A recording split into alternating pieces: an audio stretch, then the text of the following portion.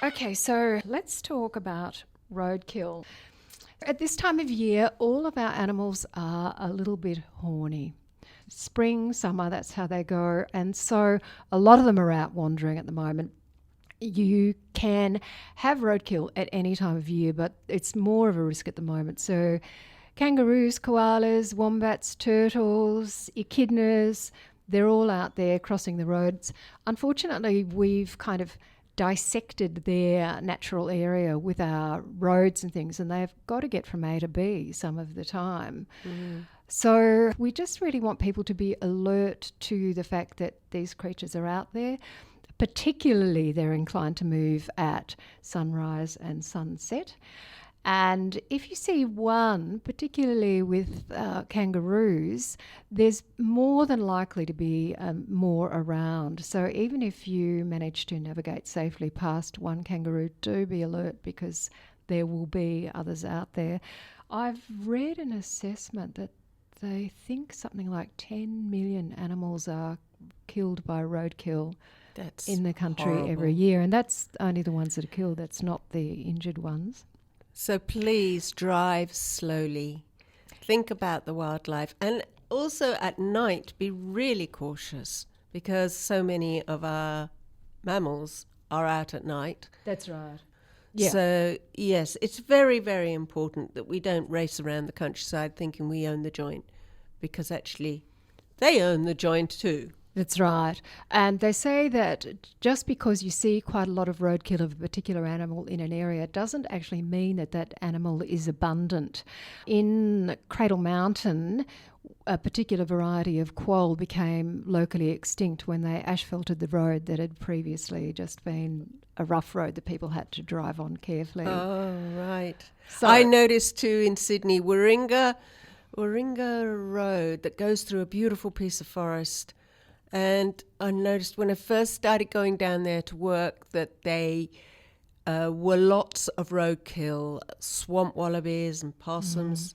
But as the years went by, there was less roadkill. And I began to think, hello, it's not that we're killing less animals, it's that there are less they're not animals there anymore to kill. Yeah. So please try and avoid hitting an animal. However, everybody warns, if you see an animal on the road and you cannot help it, do not swerve. It's just far too dangerous for you. Unfortunately, the advice is that you should hit the animal if you can't help it rather than swerving because you're putting yourself and other drivers at risk. If you do injure an animal, we would encourage you, please, to contact the local wildlife carers. And the best way to do that is to have an app on your phone which is called IFAW. That's IF for Freddy, AW.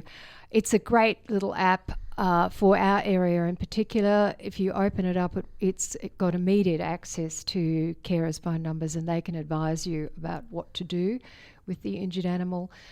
If you can, pull over and make sure that you're maintaining your own safety and that of the animal. If it's a large animal, don't approach it because injured animals are inclined to lash out of fear.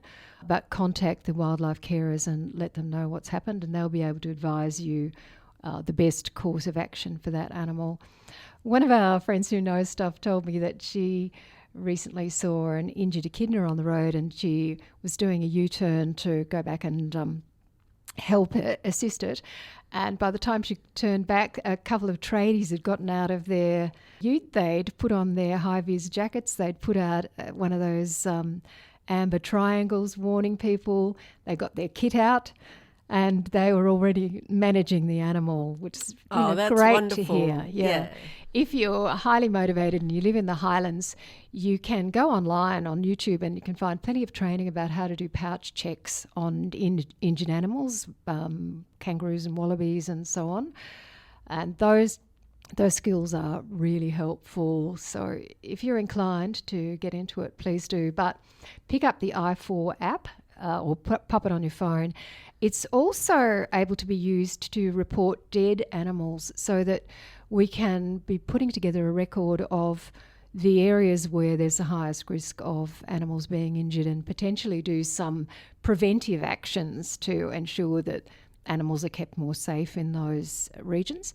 So some of the things that we can do to prevent roadkill are, you will have seen, not so much in the Highlands, but if you drive down the Princes Highway, you'll see big fences alongside the main roads where they're keeping the animals to each side of the road, and then they'll have access points along the road where they'll have those great big poles that you see, some with net for various different creatures to clamber across the highway right up high above the traffic, and some with no net at all. And I didn't understand what those ones were for, those big poles. Lou's making a face at me. I don't know, but I've seen the possum. There are also big poles with no net in between, and they're for the gliders. Oh, and they yes, apparently they'll okay. Be atop one pole. They'll glide to the next pole. They lose height as they glide across, so they land about halfway down the next pole, clamber up to the top of it, and glide across to the next pole. Oh, because I'm worried about the greater gliders we have up on the jib. And they won't come to ground. Not like a koala will come to ground. So you can make a tunnel maybe under the Hume Highway or something. But for a greater glider, I didn't realise I don't think that the greater gliders, though, are using the poles. I haven't read that. Can't be sure. Maybe one of our friends who knows stuff, who are all listening to our show, might let us know. I know that I'd love to know. Squirrel gliders will use them. And one of the other small gliders, the name of which is escaping me right now. Sugars. Yes.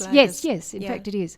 And, of course, they do go under culverts. So people observed that just the normal drainage culverts that go under the big highways were being used by wildlife to cross. And so now more and more of them are being designed to suit wildlife, to encourage them to go through the culverts. So they've done what they describe as putting furniture into the culverts to make it more attractive. They put rocks and logs and things like that. And they've observed that the koalas do not like to get their feet wet as they go through the under road culverts.